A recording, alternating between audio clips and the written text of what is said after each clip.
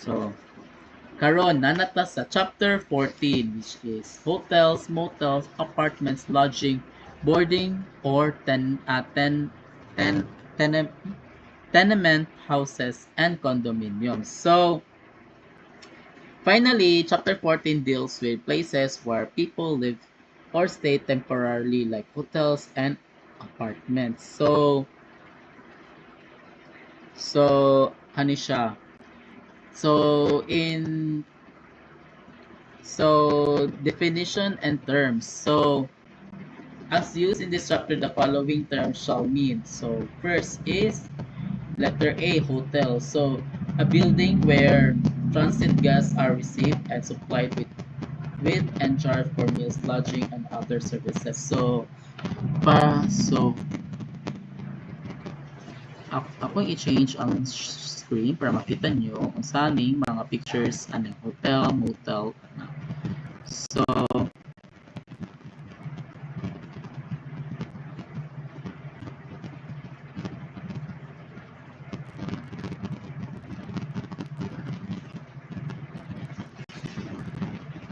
ano siya? So, aning hotel kay mao ni siya. Kani sila mo ni ang hotel. Next is motel, letter B. A roadside hotel for motorists usually consisting of private cabins. So mo ni ang motel.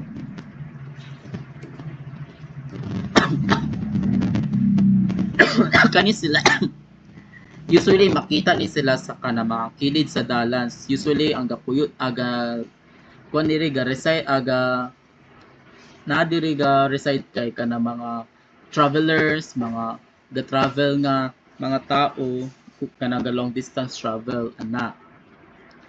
Next is C, boarding house. So a building where selected persons for fixed periods of times are supplied with and charged for sleeping accommodation and meals. So daghan na siya dara sa West Bra mga boarding house sa mga estudyante pero mo ni ang kwan sa boarding house picture.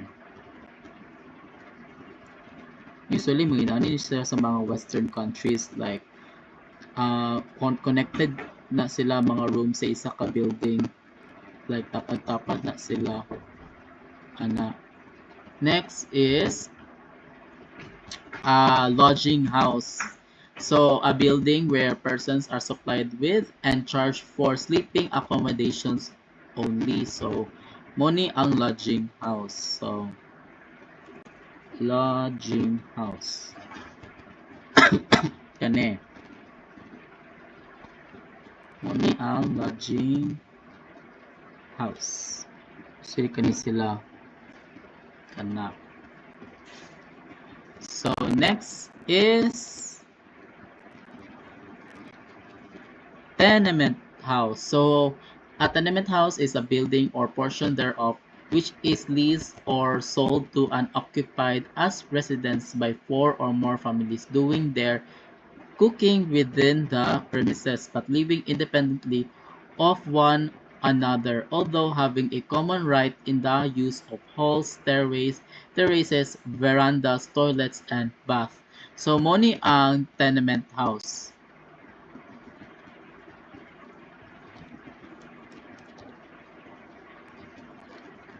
Kani sila.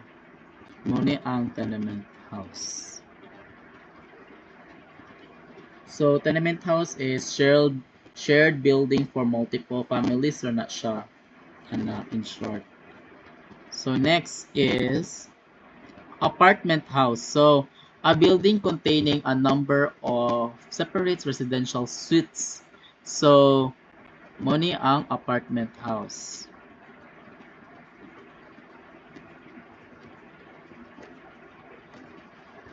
Kani sila.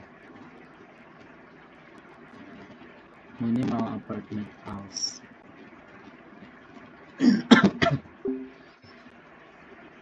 Next is condominium. So, a condominium is a building with one or more stories composed of multi-unit residential suites Under joint ownership of occupants, each unit provided with complete sanitary facilities, utilities, and other amenities. So, money ang condominium.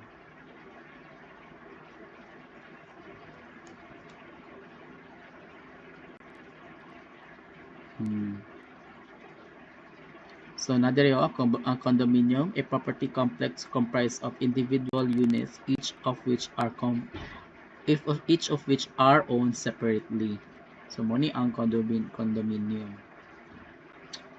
So, letter H, establishments, a collective term construed to include items A to G. So, establishments mo na sila tanan from kana sila sa A to G.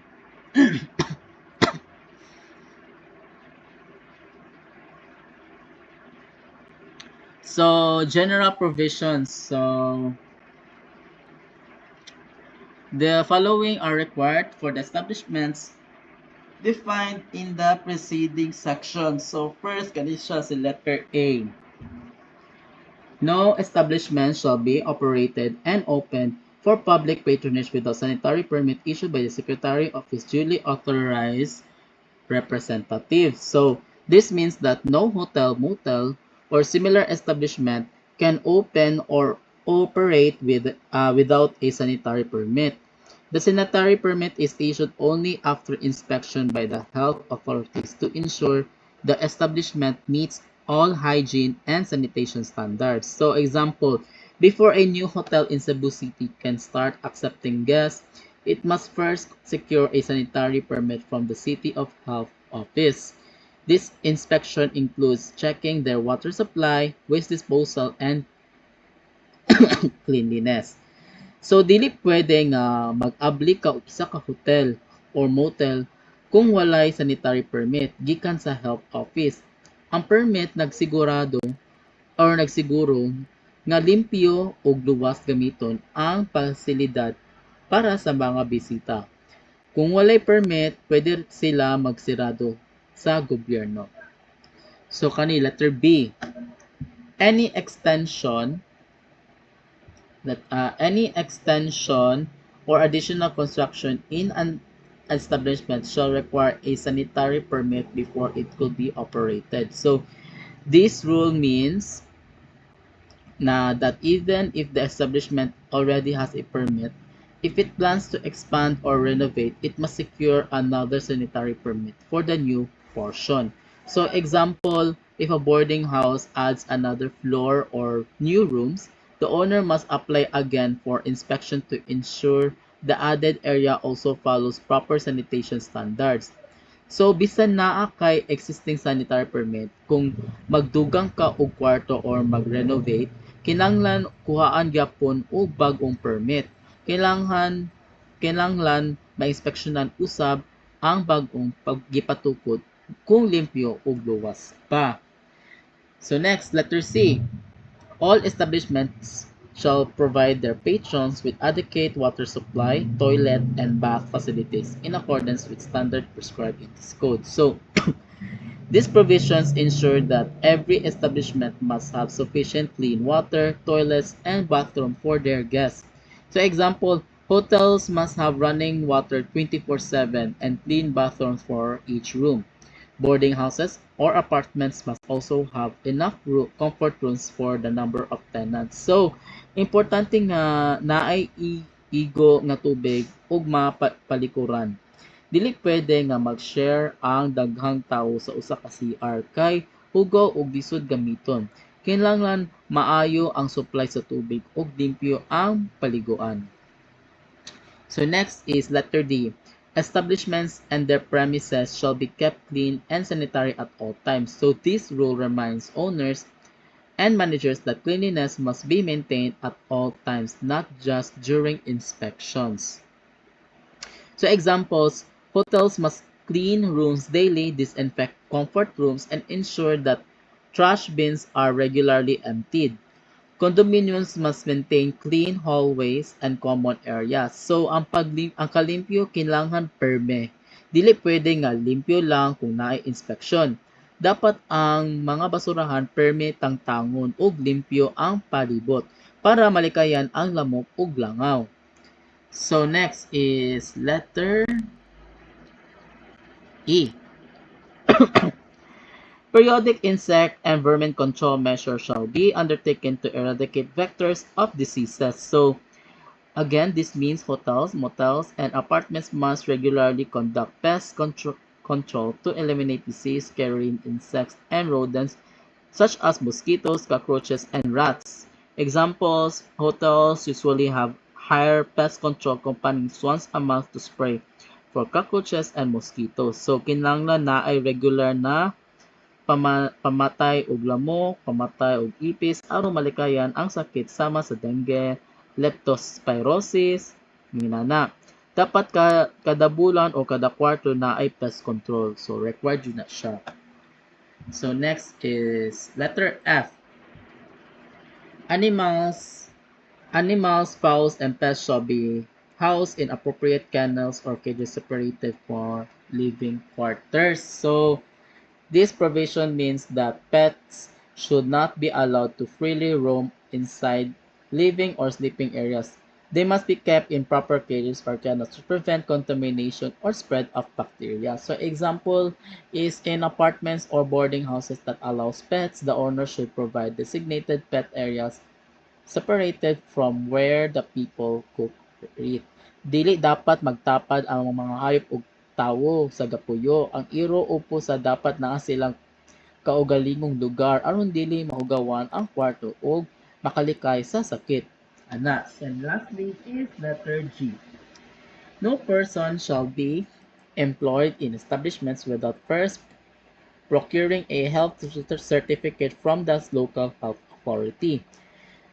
This ensures that all employees working in hotels, motels, or apartments are physically fit and free from communicable diseases. So, example, before a hotel hires housekeeping staff, receptionists, or kitchen workers, they must undergo a medical checkup and get a health certificate from the city health office. So, ang mga trabahante kailangan ipa-check up una ang health certificate nagpamatuod nga himsog ug luwas sila sa sakit. Dili pwede nga magtrabaho ka kung walay medical clearance gikan sa health office. Ana.